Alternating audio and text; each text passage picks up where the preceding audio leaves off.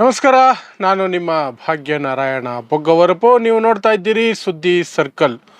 ಕೆಲವು ವರ್ಷಗಳ ಹಿಂದೆ ಒಂದು ಸಿನಿಮಾ ಬಂದಿತ್ತು, ಅಂಬಿ ನಿನಗೆ ವಯಸ್ಸಾಯಿತು, ಆ ಹೆಸರಿನಲ್ಲಿ ಒಂದು ಸಿನಿಮಾ ಬಂದಿತ್ತು. ಅದೇ ರೀತಿ ಈಗ ಮೋದಿ ನಿಂಗೆ ವಯಸ್ಸಾಯಿತು ಅನ್ನುವಂತಹ ಪರೋಕ್ಷ ಹೇಳಿಕೆಯನ್ನು RSS ಮುಖ್ಯಸ್ಥ ಸರಸಂಚಾಲಕ ಮೋಹನ್ ಭಾಗವತ್ ಹೇಳಿದ್ದಾರಾ ಅನ್ನೋದು ಬಹುದೊಡ್ಡ ಮಟ್ಟದಲ್ಲಿ ಚರ್ಚೆ ಆಗ್ತಿದೆ. ಯಾಕಂದರೆ ಮೋಹನ್ ಭಾಗವತ್ ಒಂದು ಸಭೆಯಲ್ಲಿ ಮಾತಾಡ್ತಾ ಇದೇ ವಿಚಾರಗಳನ್ನು ಹೇಳ್ತಾರೆ. 75 ವರ್ಷ ದಾಟಿದ ಮೇಲೆ ಸೈಲೆಂಟಾಗಿ ಸೈಡಿಗೆ ಹೋಗಬೇಕು, ಹೊಸಬರಿಗೆ ಜಾಗ ಮಾಡಿಕೊಡ್ಬೇಕು.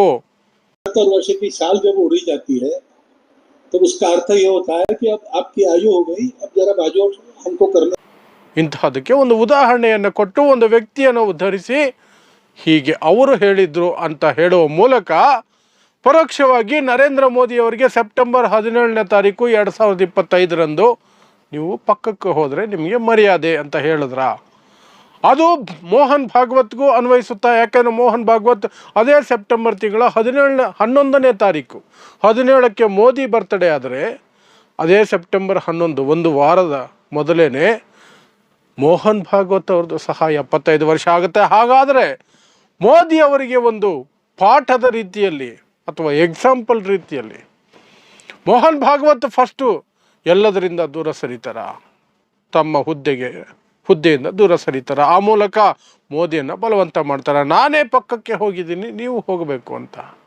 ಸೊ ಏನಿದು, ಏನು ನಡೀತು, ಎಲ್ಲಿ ಈ ಮಾತುಗಳು ಕೇಳಿ ಬಂದಿದ್ದು ಮತ್ತು ಇದರ ಹಿಂದೆ ಮುಂದೆ ಇತ್ತೀಚಿನ ತಿಂಗಳುಗಳಲ್ಲಿ RSS ಮತ್ತು ಮೋದಿಯ ನಡುವೆ ನಡೀತಿರುವ ಹಗ್ಗ ಜಗ್ಗಾಟ ಎಲ್ಲವನ್ನು ಸಹ ನಿಮಗೆ ಹೇಳುವಂತಹ ಪ್ರಯತ್ನವನ್ನು ಮಾಡ್ತೀನಿ. ಸೊ ಮೊನ್ನೆ ಒಂದು ಕಾರ್ಯಕ್ರಮ ಮೋರೋಪಂತ್ ಪಿಂಗಲೆ ಅನ್ನುವಂತಹ RSS ಈ ಹಿಂದಿನ RSS ನಾಯಕ ಅವರ ಕುರಿತಾಗಿ ಒಂದು ಪುಸ್ತಕ ಬಿಡುಗಡೆ ಸಮಾರಂಭಕ್ಕೆ ಮೋಹನ್ ಭಾಗವತ್ ಹೋಗಿದ್ದರು. ಮೋಹನ್ ಭಾಗವತ್ ಅಲ್ಲಿ ಹೋಗಿ ಆ ಪಿಂಗಲೆ ಅವರ ಒಂದು ಘಟನೆಯನ್ನು ಅಥವಾ ಅವರು ಹೇಳಿದ ಮಾತುಗಳನ್ನು ಅಲ್ಲಿ ನೆನಪಿಸ್ತಾರೆ. ಏನು ನೆನಪಿಸ್ತಾರೆ ಅಂದರೆ, ಪಿಂಗಲೆ ಹೇಳಿದ್ರಂತೆ, ನಿಮಗೆ 75 ವರ್ಷ ಆದಮೇಲೆ ನಿಮಗೆ ಶಾಲು ಹೊದಿಸಿ ಗೌರವಿಸಿದರೆ ಅದರ ಅರ್ಥ ಏನು ಅಂದರೆ ನಿಮಗೆ ವಯಸ್ಸಾಯಿತು, ನಿಮ್ಮ ಸೇವೆ ಇನ್ನೂ ಬೇಕಾಗಿಲ್ಲ, ನೀವು ಪಕ್ಕಕ್ಕೆ ಸರೀರಿ, ಹೊಸಬರಿಗೆ ಅವಕಾಶ ಮಾಡಿಕೊಡಿ ಅನ್ನುವ ಅರ್ಥ ಅದು. ಅದನ್ನು ನಾವು ಅರ್ಥ ಮಾಡಿಕೊಂಡು ನಿವೃತ್ತಿಯನ್ನು ಹೊಂದಬೇಕು ಅನ್ನೋ ರೀತಿಯಲ್ಲಿ ಹೇಳಿದ್ದರು ಅಂತ ಮೋಹನ್ ಭಾಗವತ್ ಹೇಳ್ತಾರೆ. 70 वर्ष की साल जब उड़ी जाती है तो उसका अर्थ ये होता है कि अब आपकी आयु हो गई, अब जरा बाजू हमको करने. ಇದು ಯಾವ ಸಂದರ್ಭದಲ್ಲಿ ಈಗ ದೊಡ್ಡ ಮಟ್ಟದಲ್ಲಿ ಯಾಕೆ ಅದು ರಿಲೇಟ್ ಆಗ್ತಿದೆ, ಮೋದಿ ಯಾಕೆ ಇಲ್ಲಿ ಬರ್ತಾರೆ ಅಂತಂದರೆ, ಮೋದಿಯು ಸಹ ಇದೇ ವರ್ಷ ಸೆಪ್ಟೆಂಬರ್ ತಿಂಗಳ 17ನೇ ತಾರೀಕಿಗೆ 75 ವರ್ಷಗಳನ್ನು ಪೂರೈಸಿ 76ಕ್ಕೆ ಕಾಲಿಡ್ತಾರೆ. ಅದಕ್ಕಿಂತ ಒಂದು ವಾರ ಮೊದಲೇ ಮೋಹನ್ ಭಾಗವತ್ ಸಹ 11ನೇ ತಾರೀಕೆ 75 ಮುಗಿಸ್ಕೊಂಡು 76ಕ್ಕೆ ಬರ್ತಾರೆ. ಈಗ ಈ 75 ವರ್ಷ ಮೋದಿ ರಾಜೀನಾಮೆ ಅಥವಾ ಬದಲಾವಣೆ ಯಾಕೆ ಬರ್ತಿದೆ, ನಿವೃತ್ತಿ ಅನ್ನೋದಂತಂದರೆ, 2019ರಲ್ಲಿ ಒಂದು ಅಲಿಖಿತ ನಿಯಮವನ್ನು ಅಮಿತ್ ಶಾ ಘೋಷಣೆ ಮಾಡಿದರು. 75 ವರ್ಷ ದಾಟಿದ ಯಾವ ನಾಯಕರಿಗೂ ನಾವು ಟಿಕೆಟ್ ಕೊಡೋದಿಲ್ಲ. ಸಕ್ರಿಯ ರಾಜಕಾರಣದಲ್ಲಿ ಅವರು ಹೀರೋ ಆಗಿಲ್ಲ, ಅಧಿಕಾರ ರಾಜಕಾರಣದಲ್ಲಿ ಅವರಿಗೆ ಅವಕಾಶ ಇಲ್ಲ. ಅವರೇನಿದ್ರು ಸಹ ಮಾರ್ಗದರ್ಶಕ ಮಂಡಲ್ ಅಂತ ಒಂದು ಮಾಡ್ತೀವಿ, ಅಲ್ಲಿ ಹಿರಿಯರಾಗಿ ಕೂತ್ಕೊಂಡು ನಮಗೆ ಕಿರಿಯರಿಗೆ ಒಂದಷ್ಟು ಪ್ರವಚನ ಮಾಡಿ, ಸೂಚನೆಗಳನ್ನು ಕೊಡಿ, ಸಲಹೆಗಳನ್ನು ಕೊಡಿ, ಅಷ್ಟು ಬಿಟ್ಟರೆ ನೀವು ನೇರವಾಗಿ ಅಧಿಕಾರ ರಾಜಕೀಯ ಮಾಡೋ ಹಾಗಿಲ್ಲ ಅನ್ನುವಂತಹ ನಿಯಮವನ್ನು ಅಲಿಖಿತವಾಗಿ, ಯಾಕಂದರೆ BJPಯ ಕಾನ್ಸ್ಟಿಟ್ಯೂಷನಲ್ಲಿ, ಪಕ್ಷದ ಕಾನ್ಸ್ಟಿಟ್ಯೂಷನ್ನಲ್ಲಿ ಅದಿಲ್ಲ. 75 ವರ್ಷಕ್ಕೆ ಅಂತ ಏನೂ ಇಲ್ಲ, ಅದರ ಮಾತೇ ಇಲ್ಲ ಅಲ್ಲಿ. ಆದರೆ ಅಘೋಷಿತವಾಗಿ ಅದನ್ನು ಮಾಡಿದ್ರು. ಆ ಕಾರಣಕ್ಕೇ ಅಂತಹ ದೊಡ್ಡ ದೊಡ್ಡ BJP ನಾಯಕರು, ಅದ್ವಾನಿ ಆಗಿರ್ಬೋದು, ಮುರಳಿ ಮನೋಹರ್ ಜೋಶಿ ಆಗಿರ್ಬೋದು, ಯಶವಂತ್ ಸಿಂಗ್ ಆಗ್ಬೋದು, ಯಶವಂತ್ ಸಿನ್ಹಾ ಆಗಿರಬಹುದು, ಎಷ್ಟೆಲ್ಲ ಜನ ಟಿಕೆಟ್ ಕಳ್ಕೊಂಡ್ರು. ಪಕ್ಷದಿಂದ ಬೇಜಾರಾಗಿ ಕೆಲವರು ಪಕ್ಷನೇ ಬಿಟ್ಟು ಹೋದರು. ಕೆಲವರು ಅವತ್ತಿಂದ ಸಾರ್ವಜನಿಕವಾಗಿ ಕಾಣಿಸ್ಕೊಂಡೇ ಇಲ್ಲ. ಹಾಗಾಗಿ 75 ವರ್ಷ ದಾಟಿದವರೆಲ್ಲ ಸೈಡ್ಗೆ ಹೋಗಬೇಕಾಯಿತು. ಆ ಸಂದರ್ಭದಲ್ಲಿ ಅದನ್ನು BJP ಅಲಿಖಿತವಾಗಿ ಇದು ಕಂಪಲ್ಸರಿ ಅನ್ನೋ ರೀತಿಯಲ್ಲಿ ತಂದಿತ್ತಲ್ಲ. ಈಗ ಮೋದಿಯವರಿಗೆ 75 ವರ್ಷ ತುಂಬುತ್ತಲ್ಲ. So will the same rule apply to mister Modi ಅನ್ನುವಂತಹ ಪ್ರಶ್ನೆಗಳು ಈಗ ಬರ್ತಾ ಇದೆ. ಅದೇ ರೂಲು ಮೋದಿಯವರಿಗೆ ಅಪ್ಲೈ ಆಗುತ್ತಾ, ಅನ್ವಯಿಸುತ್ತಾ ಅಂತ. ಆ ಬಗ್ಗೆ ಪತ್ರಕರ್ತರು ಒಮ್ಮೆ ಅಮಿತ್ ಶಾ ಅವರನ್ನು ನೇರವಾಗಿ ಕೇಳಿದಾಗ ಅಮಿತ್ ಶಾ ಹೇಳಿದ್ರು, ಇಲ್ಲ, ಕೆಲವು ಎಕ್ಸೆಪ್ಷನ್ಸ್ ಇರ್ತವೆ ಅನ್ನುವಂಥ ಡೈಲಾಗ್ ಹೊಡೆದ್ರು. ಆ ಎಕ್ಸೆಪ್ಷನ್ಗಳು ಸಹ ಬಿ ಜೆ ಪಿಯಲ್ಲಿ ನಡೆದಿದ್ದಾವೆ. ಯಡಿಯೂರಪ್ಪ ಮುಖ್ಯಮಂತ್ರಿ ಆದಾಗ ಕಳೆದ ಬಾರಿ, ಕೊನೆಯ ಬಾರಿ 75 ವರ್ಷ ದಾಟಿತ್ತು ಅವರಿಗೆ. ಹಾಗಾಗಿ ಕೆಲವು ಸನ್ನಿವೇಶಗಳಲ್ಲಿ ಎಕ್ಸೆಪ್ಷನ್ಸ್ ಇರುತ್ತೆ ಅನ್ನೋದು ಅಮಿತ್ ಶಾ ಹೇಳಿಕೆ ಆಗಿತ್ತು. ಸೊ ನರೇಂದ್ರ ಮೋದಿ ಅವ್ರಿಗೂ ಎಕ್ಸೆಪ್ಷನ್ಸ್ ಇರುತ್ತಾ? ಎಕ್ಸೆಪ್ಷನ್ಸನ್ನು RSS ಅಕ್ಸೆಪ್ಟ್ ಮಾಡುತ್ತಾ?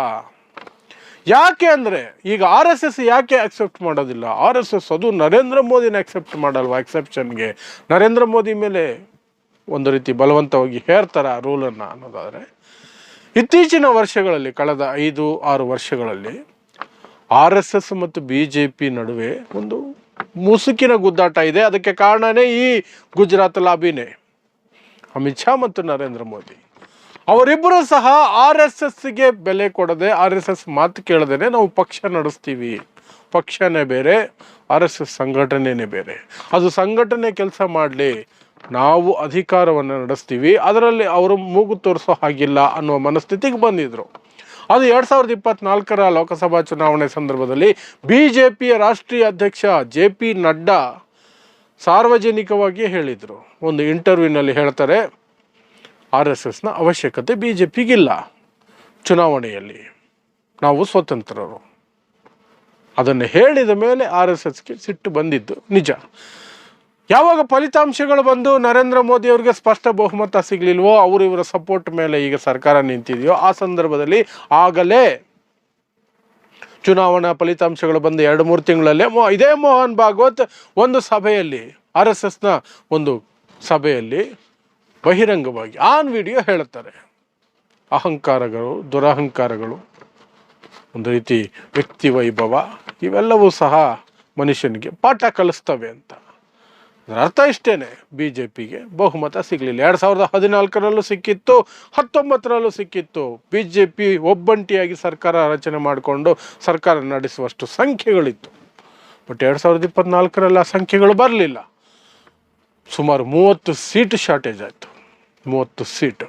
ಆ 30 ಸೀಟನ್ನೇ ಬೇರೆ ಪಕ್ಷಗಳು ತುಂಬ್ತಾ ಇರೋದು. ಈಗ ಅದರಲ್ಲಿ ವಿಶೇಷವಾಗಿ ನಿತೀಶ್ ಕುಮಾರ್ ಮತ್ತು ಚಂದ್ರಬಾಬು ನಾಯ್ಡು ಅವರಿಬ್ಬರು ಕೈ ಕೊಟ್ಟರೆ ನರೇಂದ್ರ ಮೋದಿಯವರು ಸರ್ಕಾರನೇ ಇಲ್ಲ. ನಿವೃತ್ತಿ ಕತೆ ಪಕ್ಕಕ್ಕಿಡಿ, ಸರ್ಕಾರ ಇದ್ದರೂ, ಇಡೀ ದೇಶ ಬಯಸಿದ್ರು, ಇಡೀ ಪಕ್ಷ ಬಯಸಿದ್ರು, ಯಾರು ಬಯಸಿದ್ರು ಸಹ ನರೇಂದ್ರ ಮೋದಿಗೆ ಈ ನಿತೀಶ್ ಕುಮಾರ್ ಮತ್ತು ಚಂದ್ರಬಾಬು ನಾಯ್ಡು ಅವ್ರ ಸಪೋರ್ಟ್ ಬೇಕೇ ಬೇಕು. ಅವರಿಬ್ಬರು ಕೈ ಕೊಟ್ಟರೆ ಏನು ಮಾಡಿದ್ರು ಅವರು ಪ್ರಧಾನಿಯಾಗಿ ಉಳಿಯೋದಕ್ಕೆ ಸಾಧ್ಯನೇ ಇಲ್ಲ. ಸೊ ಆ ಸನ್ನಿವೇಶದಲ್ಲಿ RSS ಆ ಸಿಟ್ಟನ್ನು ಹಾಗೆ ಮೇಂಟೈನ್ ಬಂತು. ಅದನ್ನು ಸಮಾಧಾನ ಪಡಿಸೋದಕ್ಕೆ ನರೇಂದ್ರ ಮೋದಿ ಮೊದಲ ಬಾರಿಗೆ ಅಧಿಕಾರ ತೆಗೆದುಕೊಂಡು ಪ್ರಧಾನಿಯಾದ ಮೇಲೆ 11 ವರ್ಷಗಳಲ್ಲಿ ಮೊದಲ ಬಾರಿಗೆ ನಾಗಪುರದಲ್ಲಿರುವಂತಹ RSS ಕಚೇರಿಗೆ ಹೋಗಿ ಒಂದಷ್ಟು ಮಾತುಕತೆ ನಡೆಸ್ಕೊಂಡು ಬಂದರು. ಈ ಎಕ್ಸೆಪ್ಷನ್ಗೆ ಎಕ್ಸೆಪ್ಟೆನ್ಸನ್ನು ಪಡ್ಕೊಳ್ಳೋದಕ್ಕೆ. 75 ವರ್ಷ ಅನ್ನೋದು ನನಗೆ ಅನ್ವಯಿಸಲ್ಲ ಅನ್ನೋದನ್ನು RSSಗೆ ಒಪ್ಪಿಸೋದಕ್ಕೆ ಹೋಗಿದ್ದು. ಆದರೆ RSS ಅದನ್ನು ಒಪ್ಪುವ ಮನಸ್ಥಿತಿಯಲ್ಲಿದೆಯಾ ಅಂದರೆ ಇಲ್ಲ ಅಂತಲೇ ಸೂಚನೆಗಳು ಸಿಗ್ತಾ ಇದೆ.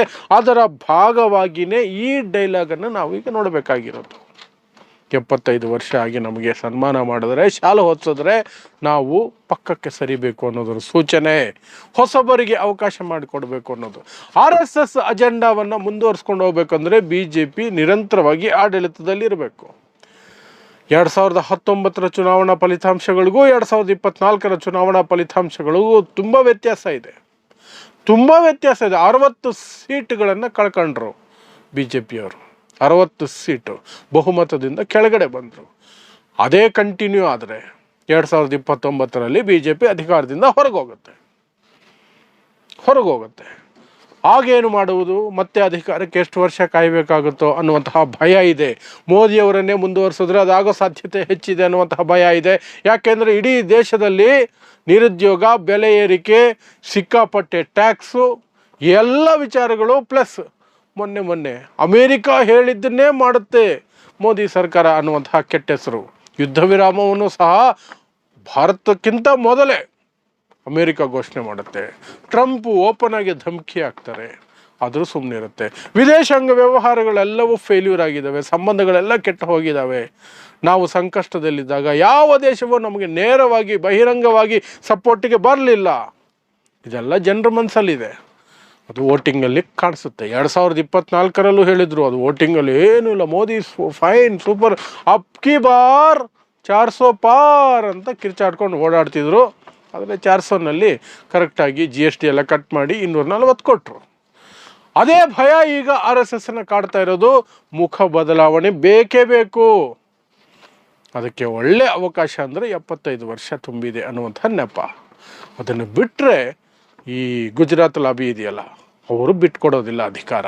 ಅಮಿತ್ ಶಾ ಬಿಟ್ಕೊಡಲ್ಲ, ನರೇಂದ್ರ ಮೋದಿ ಬಿಟ್ಕೊಡಲ್ಲ. ಅವರಿಬ್ಬರು ಸೇರಿಕೊಂಡು ಏನೋ ಒಂದು ಕಿತಾಪತಿ ಮಾಡ್ತಾರೆ. ಆದರೆ ಇದನ್ನಿಟ್ಕೊಂಡು ನಾವು ನರೇಂದ್ರ ಮೋದಿಯನ್ನು ಪಕ್ಕಕ್ಕೆ ಸರಿಸಲೇಬೇಕು. ಇಲ್ಲದೆ ಹೋದರೆ ನಮ್ಮ ಅಜೆಂಡಾಗಳನ್ನು ಮುಂದೆ ತೆಗೆದುಕೊಂಡು ಹೋಗೋದಕ್ಕೆ BJP ಸರ್ಕಾರವೇ ಇಲ್ಲದಂತೆ ಆಗತ್ತೆ ಅನ್ನೋ ಭಯ RSSಲ್ಲಿದೆ. ಹಾಗಾಗಿ ಈಗ ಅಂತಹ ಸನ್ನಿವೇಶ ಅವಕಾಶ ಸಿಕ್ಕಿದೆ, ಅವರು ಬಿಡೋದಿಲ್ಲ. ಆದರೆ ಇಲ್ಲಿರುವಂತಹ ಇನ್ನೊಂದು ಪ್ರಶ್ನೆ ಅಂದರೆ, ಅದೇ 75 ವರ್ಷ ಒಂದು ವಾರ ಮೊದಲೇ ಮೋಹನ್ ಭಾಗವತ್ ಅವ್ರಿಗಾಗತ್ತಲ್ಲ, ಅವರು ಪಕ್ಕಕ್ಕೆ ಸರಿದು ಅಧಿಕಾರ ತ್ಯಾಗ ಮಾಡಿ ಒಂದು ಎಕ್ಸಾಂಪಲ್ ಸೆಟ್ ಮಾಡ್ತಾರಾ? ಮೋದಿಯವ್ರ ಮೇಲೆ ಪ್ರೆಷರ್ ಹಾಕ್ತಾರಾ?